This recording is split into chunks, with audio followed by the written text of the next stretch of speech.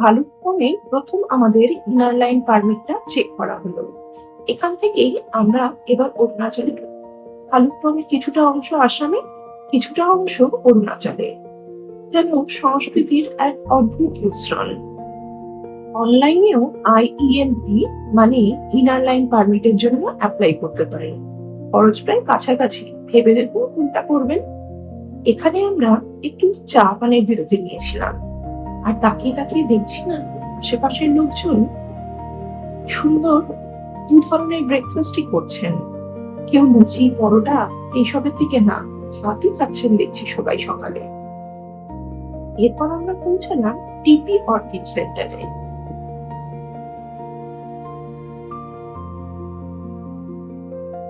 ঢোকার সময় কাউন্টারে আমাদের বলেই দেওয়া হলো, এখন কিন্তু মশাই কমই অর্কিড দেখতে পাবেন, যতটুকু আছে সেগুলো সামারের অর্কিড।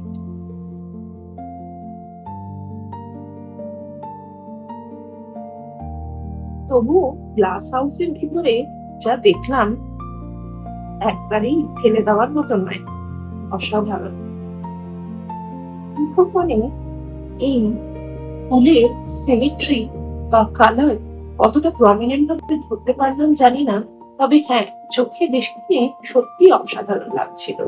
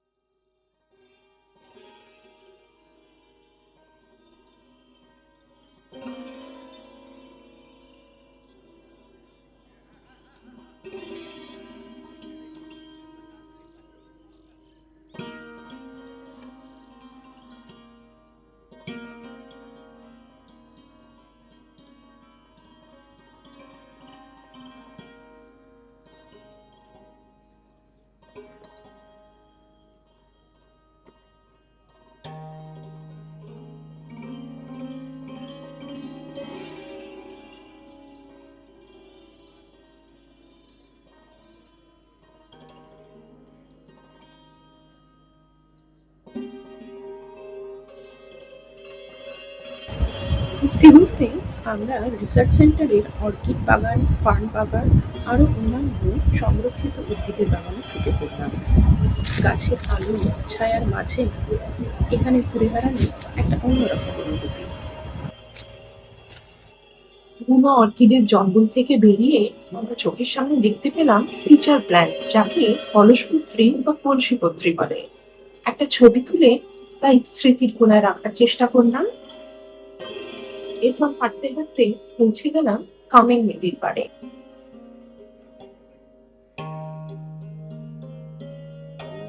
ওদিকে দেখা যাচ্ছে পাক্কে কেসাং।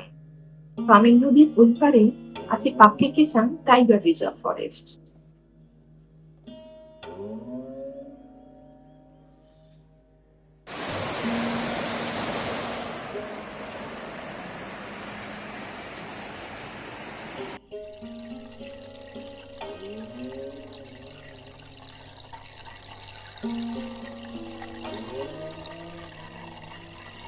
নদীর উপর দিয়ে ঠান্ডা মিঠে হাওয়া, আর ওই পাশে মেঘের আনাগোনা। দেখতে দেখতে মনে হচ্ছিল, আহা, এখানে আর কতক্ষণ বসে থাকতে পারলে ভালোই হতো। দেখুন, এত কিছুর মাঝে একটা কথা বলতে তো ভুলেই গেছি। এই যে অর্কিড, সেটা কিন্তু বন্যপ্রাণী সংরক্ষণ আইনের আওতায় সংরক্ষিত। এগুলো কিন্তু অবৈধভাবে সংগ্রহ করা দণ্ডনীয় অপরাধ। আপনি যদি অর্কিড সংগ্রহ করতে যান, শুধুমাত্র বাণিজ্যিক সনদপ্রাপ্ত যে নার্সারিগুলো রয়েছে বা অনুমোদিত অর্কিড সংরক্ষণ কেন্দ্র, সেখান থেকেই কিনবেন। কিনবার সময় মনে করে ট্রানজিট বিল বা নথিপত্র যেগুলো বলে সেগুলো অবশ্যই সংগ্রহ করবেন।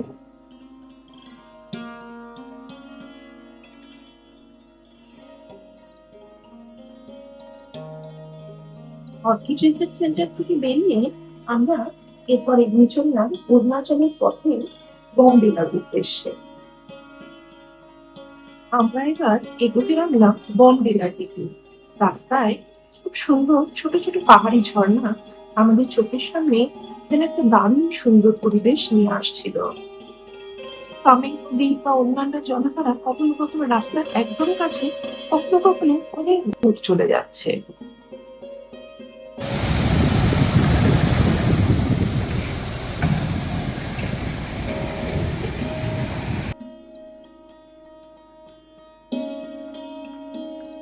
পাহাড়ের বাঁকে হঠাৎ করে দেখলাম আবার নদীটা দেখা দিয়েছে। ছবি তোলার লোভ সামলাতে পারলাম না। এক পাহাড় সবুজ, আর আকাশে এত সুন্দর মেঘ। সত্যি কতক্ষণে যে অরুণাচল পৌঁছাবো। মাঝে মাঝে মেঘগুলো আমাদের চারপাশে ঘুরে বেড়াচ্ছে। ছবি তুলবো কি, যেন আনন্দে আত্মহারা আমরা। তার আগে সেই স্টপেজ ছিল আমাদের সেসা অর্কিড অভয়ারণ্য। অভয়ারণ্যকে অর্কিড রিসার্চ সেন্টার বলাই ভালো। এখানে বেশ কিছু দূর আপনি বুনো অর্কিড বা লোকাল অর্কিড দেখতে পাবেন। তবে সাবধান, রাস্তাটা বেশ পিছলে। বৃষ্টির জন্য রাস্তা খুব পিছিল ছিল। সেই জন্য সেসা অর্কিড সেন্টারে আমরা খুব বেশি দূর ভেতরে যেতে পারিনি। তবে ইচ্ছায় রইল, পরের বার যদি আসি নিশ্চয়ই আরেকটু বেশি করে এক্সপ্লোর করবো।